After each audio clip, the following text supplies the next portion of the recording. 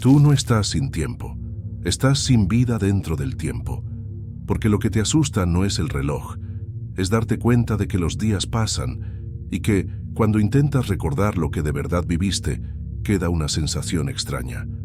Mucho movimiento, poca presencia. Y aquí está la parte que casi nadie tiene el valor de enfrentar.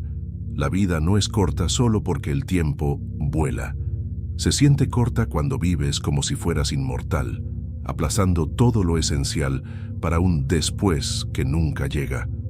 Yo voy a guiarte por un camino que no es autoayuda y no es productividad. Es una inmersión filosófica y existencial basada en dos autores que enfrentaron esta pregunta con brutal honestidad. Séneca, en Sobre la brevedad de la vida, y Marco Aurelio, en Meditaciones. Ellos no escribieron para motivar, escribieron para despertarte. Y te hago una pregunta, simple pero peligrosa. Si tuvieras la certeza de que tu vida es finita, ¿qué dejarías de tolerar desde hoy?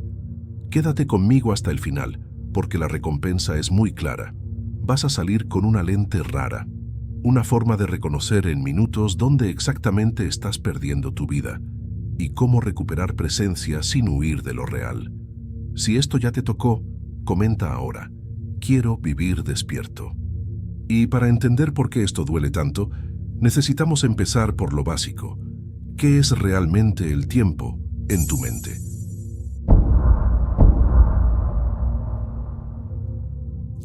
Cuando digo que estás sin vida dentro del tiempo, no estoy hablando solo de poesía. Existe un hecho simple y brutal. El tiempo que sientes no es el tiempo del reloj, es el tiempo que construye tu mente. La primera palabra clave aquí es percepción del tiempo. Es la forma en que el cerebro interpreta la duración, la velocidad y el paso, y no mide minutos, mide cambio. Cuando casi nada cambia, el día parece evaporarse. Cuando muchas cosas cambian, el día parece lleno. La segunda palabra es memoria. Es ella la que le da volumen a tu pasado. Días repetidos producen pocas marcas. Por eso, semanas enteras pueden volverse un solo bloque en el recuerdo, como si hubieras vivido en modo automático.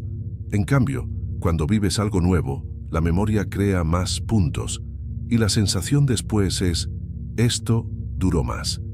Y la tercera palabra es anticipación, la mente proyectando futuros. Eso puede ser útil, pero también puede robarte el ahora, porque cuando anticipas todo el tiempo, vives adelantado. Y entonces ocurre uno de los dolores más comunes de la vida moderna. Llegas al final del día sin haber estado en ningún momento dentro de él. ¿Ves lo que esto revela? El tiempo perdido muchas veces no es tiempo que desapareció. Es tiempo en el que estuviste presente solo a medias. Y ahora viene la pregunta que empieza a apretar de verdad. Si tu mente puede deformar el tiempo, ¿por qué la idea de la finitud te aterroriza tanto? ¿Qué exactamente tienes miedo de perder? Si esta parte ya te dio un chispazo, comenta, lo entendí. Eso me muestra que estás siguiendo de verdad.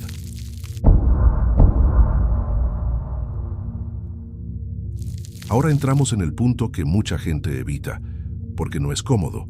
Cuando sientes ese peso del tiempo, no siempre es porque tengas demasiadas tareas. Es porque en algún lugar dentro de ti existe una certeza silenciosa. Esto se termina. Y lo que asusta no es la muerte como escena, es la muerte como medida. Convierte cada elección en pregunta, cada después lo veo en riesgo, cada distracción en renuncia. Fíjate cómo aparece esto en lo cotidiano, de la forma más discreta. Terminas un día entero y piensas, hice tantas cosas, pero no viví nada. Te despiertas, agarras el celular, atraviesas la mañana, y cuando te das cuenta, ya es de noche. Y lo que queda es una sensación difícil de explicar, como si la vida te hubiera empujado en vez de que tú la caminaras. Ese es el horror elegante, no llega gritando, llega susurrando. ¿Estás presente o solo estás funcionando? Y aquí necesito nombrar una palabra con cuidado. Vacío existencial. Vacío existencial no es tristeza. Es cuando la vida continúa, pero por dentro falta sentido, falta dirección, falta verdad. como si estuvieras mirando tu propia historia desde afuera. Por eso este tema toca psicología, espiritualidad, teología, filosofía y literatura al mismo tiempo, porque todas ellas, de distintas maneras, intentan responder lo mismo. ¿Qué hace que una vida valga por dentro? Así que déjame hacerte la pregunta que separa lo superficial de lo real. ¿Tienes miedo de la muerte o tienes miedo de darte cuenta demasiado tarde de que viviste en modo borrador? Y es exactamente aquí donde Séneca entra como una hoja afilada, porque para él, la vida no es corta por naturaleza. Se vuelve corta cuando entregamos nuestro tiempo como si no tuviera valor. Si esta pregunta te atravesó, escribe en los comentarios, sin borrador.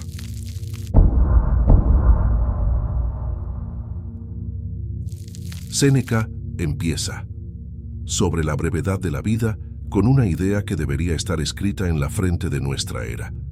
La vida parece corta cuando se desperdicia. Y desperdiciar, para él, no es solo perder tiempo con tonterías.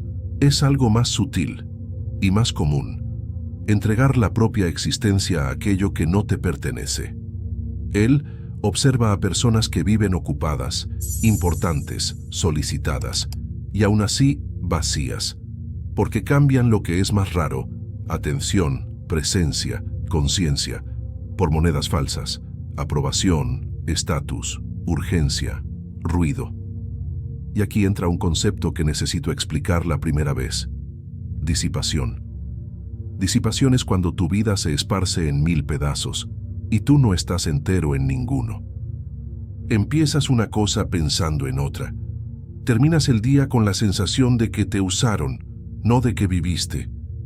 En las cartas a Lucilio, Séneca insiste en una disciplina interna, vigilar lo que secuestra tu alma, y habla como si estuviera describiendo nuestro presente, aun habiendo vivido hace casi 2000 años. El problema no es falta de tiempo, es falta de dominio sobre tu propio tiempo. Ahora llévalo a tu día a día sin fantasía. Abres el celular, solo 1 minuto. Cuando vuelves ni siquiera sabes qué estabas buscando. Y lo que dolió no fue el tiempo que pasó, fue el hecho de que tú desapareciste ahí dentro. Dices, cuando tenga más tiempo, empiezo. Empiezo a vivir mejor, empiezo a cambiar, empiezo a crear, empiezo a amar bien. Y Séneca diría, ese después es la forma más elegante de desperdiciar la vida entera, porque la gran trampa del tiempo no es que sea corto, es que sea invisible mientras se escurre. Y ahora te llevo a una pregunta que él dejaría en el aire sin consolarte. ¿Quién está decidiendo qué haces con tu vida? ¿Tú o las fuerzas que te distraen? ¿Ves por qué esto no es productividad? Es ética de existir. Es mirar el tiempo como lo que realmente es, la sustancia de tu vida. Y si Séneca es la hoja que corta la ilusión, Marco Aurelio es la práctica que te devuelve al único lugar donde puedes vivir de verdad, el ahora. No como frase bonita, sino como disciplina. Si este capítulo te pegó, comenta, mi tiempo es mi vida. Y quédate hasta el final, porque nuestra recompensa va a quedar aún más clara cuando encajemos esto en la lente de meditaciones.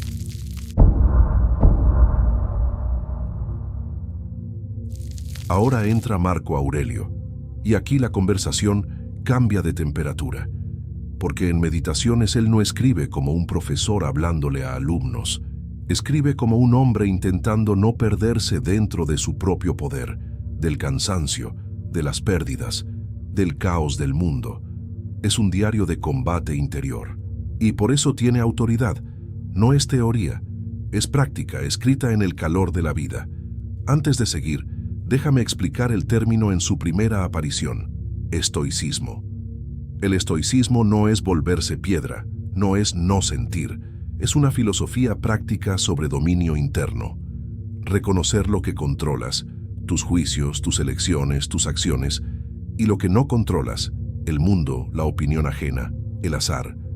Y sobre todo, es aprender a vivir el instante real, no el instante imaginado. Marco Aurelio insiste en algo que parece simple, pero lo cambia todo. El pasado no está aquí. El futuro no está aquí. El único lugar donde la vida sucede es este acto, ahora. Pero él no dice eso para tranquilizarte, lo dice para hacerte responsable. Piensa en un ejemplo cotidiano. Estás en una conversación, pero tu mente está escribiendo respuestas, defendiendo una imagen, anticipando rechazo. Estás en un almuerzo, pero tu cabeza está en lo que falta, en lo que podría salir mal, en lo que los otros van a pensar. Estás vivo, pero vives como si fueras un visitante dentro de tu propio cuerpo. Y entonces el tiempo pesa, no porque corra, sino porque tú no estás dentro de él. Marco Aurelio tiene una frase que atraviesa meditaciones de 1000 maneras. No seas arrastrado. No seas arrastrado por el miedo. No seas arrastrado por el deseo de aprobación. No seas arrastrado por la ira, la comparación, la prisa. Vuelve al centro. Vuelve a lo que depende de ti. Vuelve al acto. Y aquí está la pregunta que él dejaría sobre la mesa, mirándote a los ojos. Si el ahora es el único lugar donde puedes ser verdadero, ¿por qué huyes de él? Tu vida no es una idea, es una secuencia de instantes, y cada instante es un sí silencioso a algo. Y es justamente ahí donde nuestra era queda expuesta. Nunca tuvimos tanto confort, tanta distracción, tanta promesa de más, y al mismo tiempo, tan poca presencia. Vamos a hablar de ese paradoja ahora. Si esta parte te trajo claridad, comenta, yo vuelvo a la hora. Y sigue conmigo porque al final vas a encajar todo en una lente única. Identificar con precisión dónde tu vida se está escurriendo y dónde todavía puede suceder.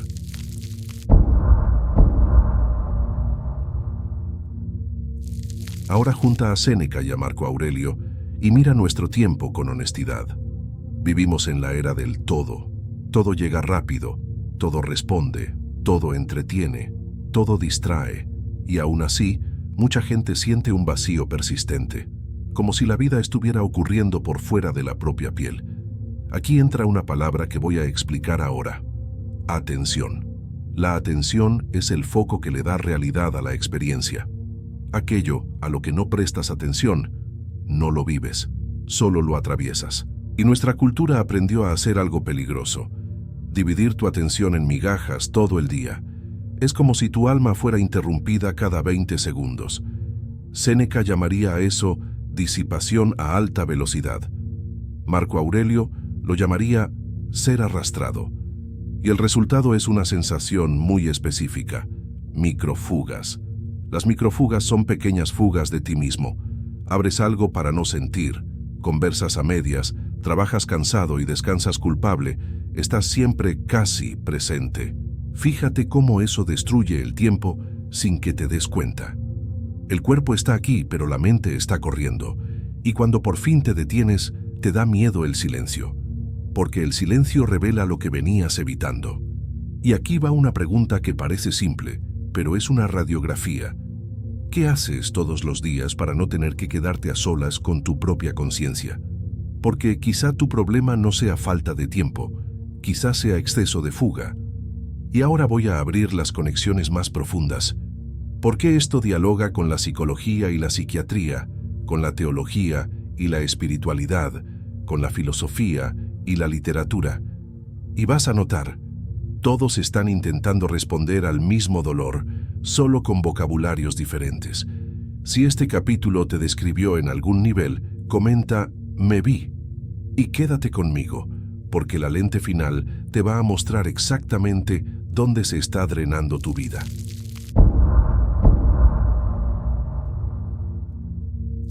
Ahora quiero mostrarte algo poderoso.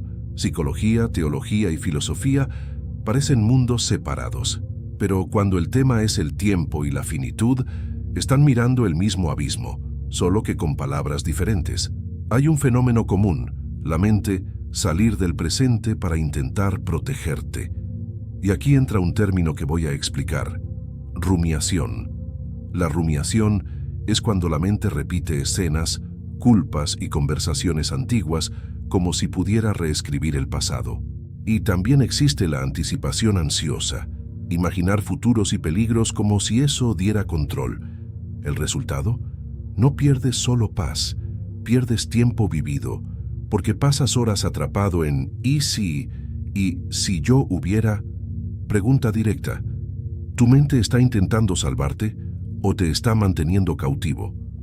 Ahora piensa desde otro ángulo. La finitud puede verse como castigo o como un llamado. En muchas tradiciones, la vida breve no es un error, es una prueba de presencia. El instante se vuelve un altar, no porque sea perfecto, sino porque es real. Y una pregunta espiritual honesta no es ¿cómo tener más tiempo? Es ¿qué en ti necesita morir para que por fin vivas? No muerte física, muerte de ilusiones, de máscaras, de ego. Pregunta directa. ¿Buscas espiritualidad para anestesiarte o para despertar?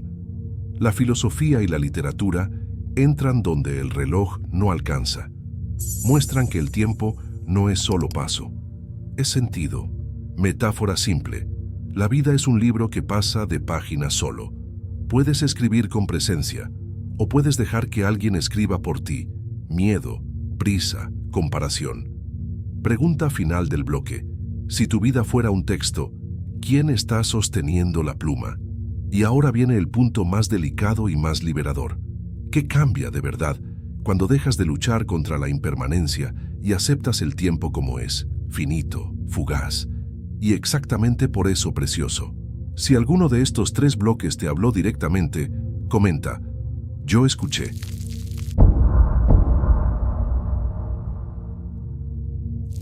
Ahora viene el giro que casi todo el mundo intenta evitar. No superas el tiempo venciéndolo. Superas el peso del tiempo dejando de negociar con la realidad. Y aquí explico el término en su primera aparición. Impermanencia es el hecho de que todo cambia, todo pasa, todo se transforma, incluso tú. El sufrimiento empieza cuando quieres que el mundo sea fijo, pero es flujo. Cuando quieres que la vida esté garantizada, pero es finita. Séneca diría que parte del dolor viene de tratar el tiempo como si fuera infinito. Gastas como quien tiene de sobra, aplazas como quien tiene garantía. Y entonces, de repente, un día te das cuenta de que estabas comprando distracciones con la moneda de tu propia existencia. Marco Aurelio diría algo aún más duro. El instante es el único lugar donde puedes ser justo, valiente, lúcido, verdadero. No existe virtud en el después. El después es solo imaginación. ¿Y qué cambia cuando aceptas esto? Dejas de vivir en modo borrador. Empiezas a notar que la presencia no es euforia, es entereza, es hacer una sola cosa con el alma entera, es mirar a alguien y realmente estar ahí, es decir, no sin culpa cuando el sí te desarma por dentro. Es dejar de traicionarte en pequeñas dosis diarias. Pero no te voy a dar una guía práctica, te voy a dar preguntas, porque las preguntas correctas reorganizan una vida. ¿Qué estás llamando vida, que en realidad es solo ocupación? ¿Qué hábito te distrae de tu propio vacío? ¿Y por qué? ¿Qué sigues tolerando solo porque crees que aún tienes mucho tiempo? Y aquí nuestra recompensa final empieza a revelarse. Cuando aceptas la impermanencia, ganas una lente rarísima. Empiezas a distinguir con claridad qué es pasatiempo y qué es vida real. Ahora voy a cerrar todo con un golpe sereno. ¿Cómo transformar el instante en altar? No por romanticismo, sino por lucidez. Y vas a salir con la lente completa, lista para reconocer dónde se te escurre la vida y dónde todavía puede ocurrir. Si este capítulo te tocó, comenta, yo elijo presencia.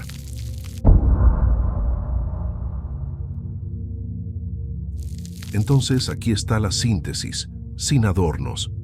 El tiempo no es solo una línea, es la sustancia de tu vida, y por eso pesa, porque cada día es un voto silencioso sobre quién te estás convirtiendo.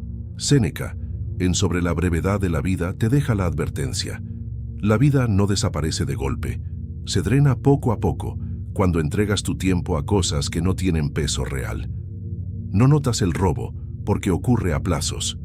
Marco Aurelio en Meditaciones te entrega la disciplina, vuelve a la hora, vuelve a lo que depende de ti, vuelve al acto simple, pero entero, porque el después no es un lugar, es una promesa que la mente usa para mantenerte dormido. Y aquí está la recompensa que te prometí. la lente rara. A partir de ahora puedes reconocer casi de inmediato 3 señales de que tu vida se está escurriendo.